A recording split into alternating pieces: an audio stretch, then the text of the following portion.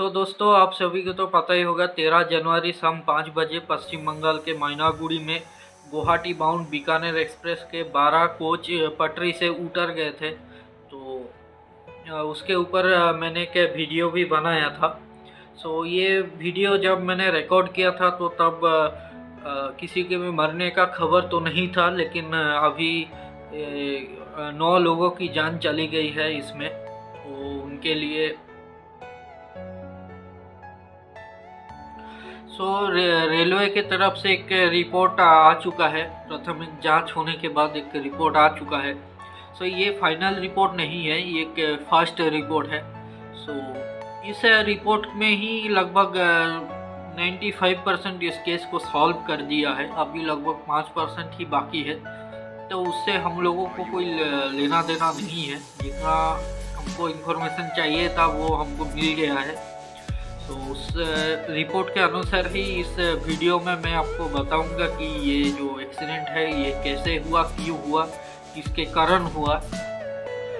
सबसे पहले ये ट्रेन बीकानेर जंक्शन से निकलता है, फिर ये आगरा फोर्ट पहुंचते हुए, फिर ये आगे जाके कानपुर, फिर आगे जाके ये पटना, फिर न्यू जलपाईगुड़ी, न्यू कुछ बिहार होते हुए ये गुवाहाटी तक पहुंचता। बीकानेर से आगरा फोर्ट तक इस ट्रेन को डीजल इंजन के साथ चलाया जाता है। फिर आगरा फोर्ट से न्यू कुछ बिहार तक ये इलेक्ट्रिक इंजन में ही चलता है। फिर न्यू कुछ बिहार से आगे गुवाहाटी तक ये फिर से डीजल इंजन के साथ चलता है, क्योंकि वो सेक्शन इलेक्ट्रिफाइड नहीं है। आगरा फोर्ट से जो इलेक्ट्रिक इंजन दिया जाता है वो WAP-7 लोकोमोटिव दिया जाता है, लेकिन उस दिन उस ट्रेन को WAP-4 लोकोमोटिव दिया गया, थोड़ा लो क्लास का लोकोमोटिव दिया गया।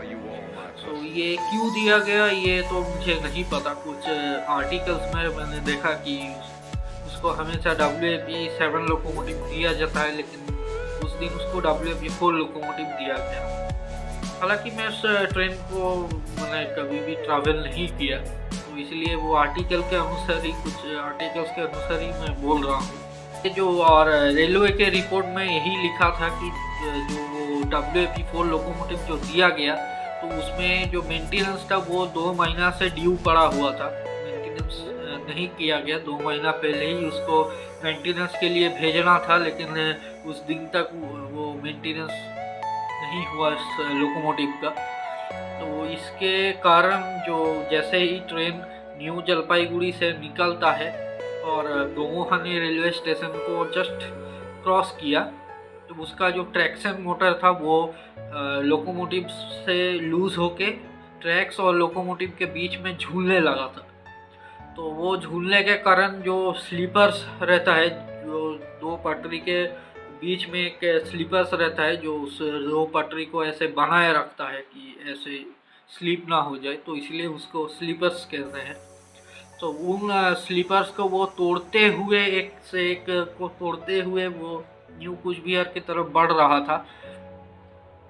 तो जैसे ही वो दोमोहानी को क्रॉस किया और मैनागुड़ी के जस्ट आगे उसका जो ट्रैक्शन मोटर था वो पूरा ही टूट के ट्रैक्स में गिर गया। वो बहुत भारी रहता है। उसका जो वेट था वो लगभग 2.5 टन से 3 टन तक होता है। अब लोकोमोटिव में ट्रैक्शन मोटर ही मेन जो इंजन है वो वही है। जैसे गाड़ी में इंजन रहता है और इंजन के बाद एक्सेल से उसको 2 व्हील्स को जोड़ता है, वो आगे वाला हो सकता है या पीछे वाला हो सकता है। वैसे ही वो ट्रैक्शन मोटर से जो पावर निकलता है उसको एक्सेल में से होते हुए उसको व्हील्स तक पहुंचाया जाता है। वो ही ट्रैक्शन मोटर ही टूट के गिर गया ट्रैक्स पे। तो वो बहुत भारी होने के कारण जो लोकोमोटिव था वो ऐसे हिल गया एकदम। अब वो हिलने के कारण ही जो हमारे लोको पायलट सर थे उन्होंने उस ट्रेन में फुल इमरजेंसी ब्रेक को लगा दिया। अब जैसे ही वो ट्रेन मतलब न्यू जलपाईगुड़ी को क्रॉस किया, तो उसके बीच में कोई स्टॉपेज नहीं था उस ट्रेन का, सीधा ही जाके वो न्यू कुछ बिहार में उसका स्टॉपेज था।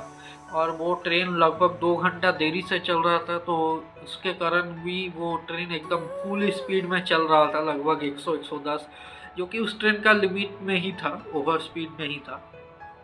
तो उस स्पीड में फुल इमरजेंसी ब्रेक के अप्लाई करने के वजह से ही जो उसका 12 कोच था वो पटरी से उतर गए। अब अभी उस सिचुएशन में लोको पायलट सर जो थे हमारे, तो उन्होंने वही सोचा कि अगर ये इमरजेंसी ब्रेक अप्लाई नहीं करता तो शायद भी ये ट्रेन डिरेल हो सकता था, क्योंकि वो टूट के आगे गिर गया है। तो उसके ऊपर से अगर ट्रेन जाता तो थोड़ा बहुत मतलब ऐसे टक्कर होके भी गिर सकता था। तो ये ICF कोच होने के कारण ये जो कपलिंग था बीच का वो टूट के एक के ऊपर एक चढ़ गए। तो अगर ये ट्रेन LH भी होता है तो उसमें वो टूट के एक के ऊपर नहीं जाते, ऐसे अगर चल रहा है तो जस्ट ऐसे गिर जाता। उसके जो LHB में सेंटर बफर कपलिंग यूज़ होता है, तो उसके कारण मतलब ऐसे टाइट उसको पकड़ के रखता है दो कोच को, वो ऐसे टूटता नहीं है।